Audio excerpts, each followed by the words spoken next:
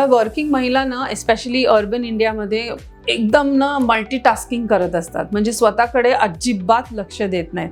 हे माझं अगदी ऑब्झर्वेशन आहे. म्हणजे घरातल्या सगळ्यांची खूप काळजी घेतात पण स्वतःकडे मात्र दुर्लक्ष करतात. तर ते पहिल्यांदा सिनारिओ बदलला पाहिजे. बरेचदा बोलतात की इंटरमिटेंट फास्टिंग वगैरेमुळे ब्रेकफास्ट मिस केला तरी चालेल, पण वर्किंग महिला ज्या आहेत त्यांना मी इन्सिस्ट करीन की ब्रेकफास्ट ऑन द गो तरी ठेवा. म्हणजे काय की तुम्ही स्मूदी बनवून घेऊ शकता, त्याच्यामध्ये आल्मंड्स घ्या, वॉलनट्स घ्या, डेट्स घाला, दूध पाहिजे तर दूध घाला, एखादं फळ घाला, ओट्स घाला. ही मिक्सरमधनं ब्लेंडरमधनं काढून तुमच्याबरोबर ऑफिसमध्ये घेऊन जा आणि तिथे घ्या. नाहीतर अंड आणि चपाती होऊ शकते, ओट्स आणि मिल्क होऊ शकतं, किंवा पनीरचा पराठा घेतला, डाळीचे डोसे घेतले.